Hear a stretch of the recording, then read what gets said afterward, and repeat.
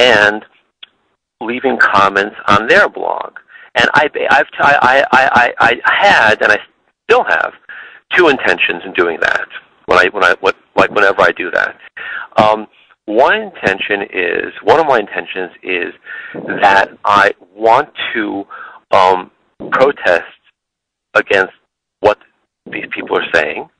If someone sits down and reads their blog, I'd like to make it known that their opinion, is not unanimous, that there are people who really disagree with their attitude about Orthodox Judaism. I mean, I was not even Jewish, and I became Orthodox, you know what I'm saying?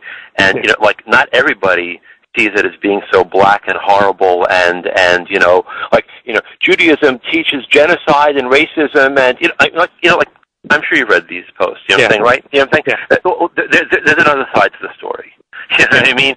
So, and I want to get my point of view out there, plus also, I felt that that's a way to attract attention to my blog, because you click on my name there and it takes you to my blog. That's how I get people to know that I exist, to advertise the blog, So, so those are basically the two ideas that I have when I comment on, these type of Orthodox rebel blogs and so on.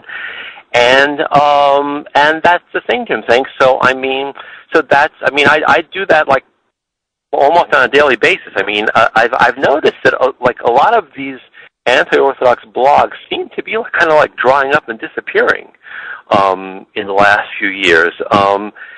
So there aren't as many of them out there as there used to be, at least that's my impression. There's a new one they tried to do, unpious.com, I think you've seen it. No. There's a blog. It's kind of like a website. It's called unpious.com, and I think they tried to kind of like join forces, all the anti-Orthodox bloggers, and make one more professional sort of blog, But even that hasn't. They don't have a lot of new posts on it really, lately.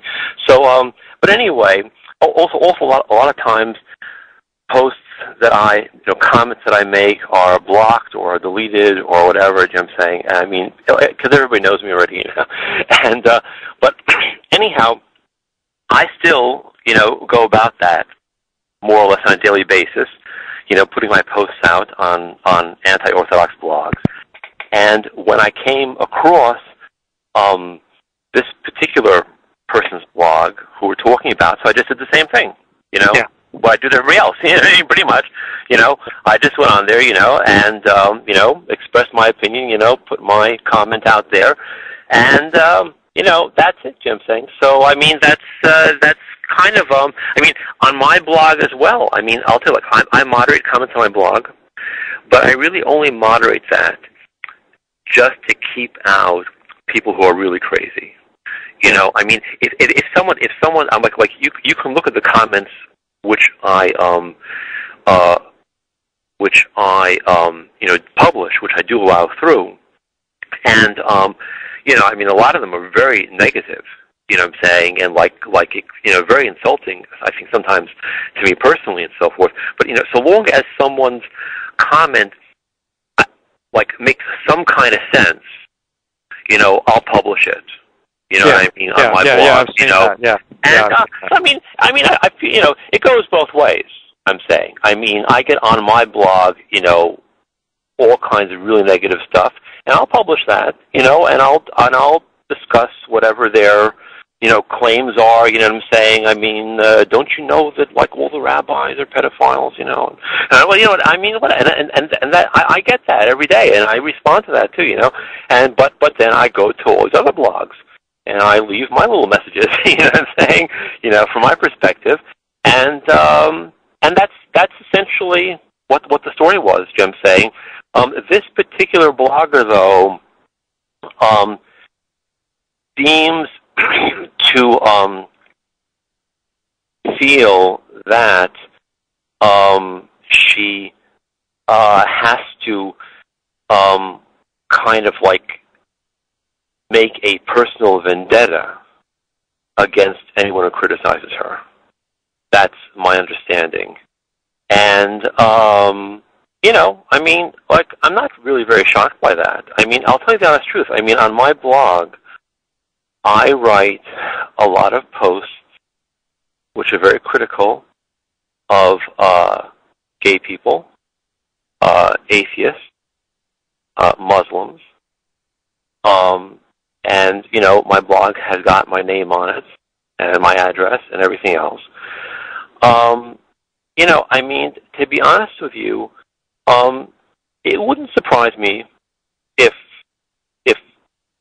someone tries to hurt me. You know what I'm saying? Mm-hmm.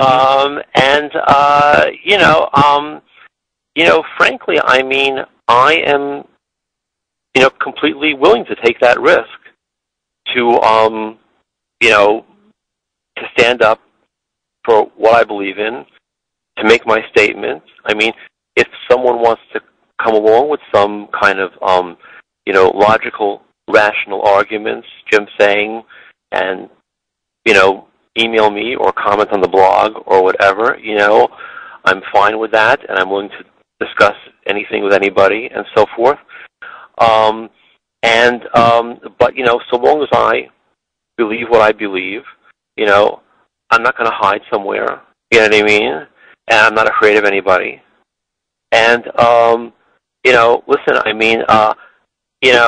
I'm glad that I'm happy that there's no, as far as I know, there's no fatwa or something against me, because I do make some statements about Muslims which are very strong statements. I have my opinions about Islam, which, and again, but incidentally, when I say Muslim, like religious, practicing Muslims who are praying 5 times a day and, all of that. You know what I'm saying? I'm not talking about like, ethnic, cultural Muslims. You know what I'm saying? Who, they may just be like regular Americans, except once a year they go to a mosque or something. You know what I'm saying?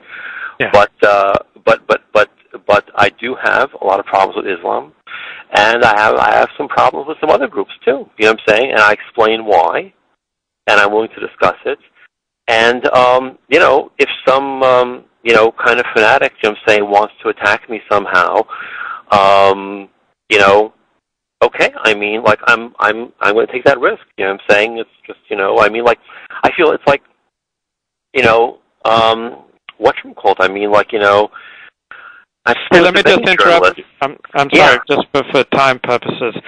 Sure. Yeah, I'm sorry. I'm rambling on. 5 minute. Give me a 5-minute summary. How did this particular dispute get so nasty that I believe this other blogger cost you your job and threatens your ability to hold on to your home? So give me the 5-minute version of the specifics of that. No, what it was very simple. What I'm saying is that, I made some posts on her blog, which you can see there and so on. And,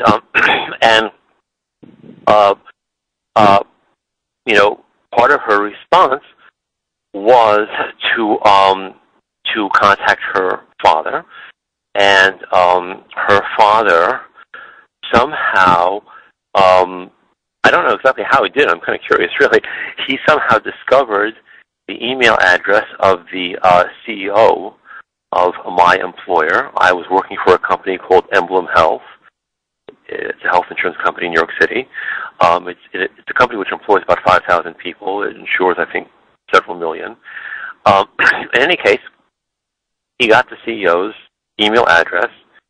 He sent the CEO an email saying that I was, I think the email may even be there in the comments on her blog, something along the lines that I'm harassing his daughter.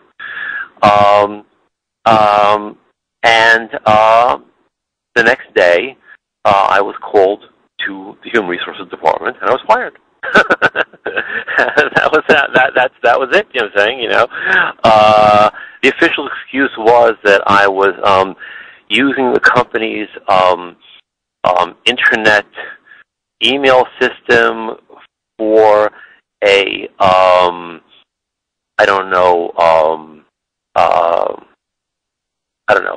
unprofessional purpose or something like that. I don't know.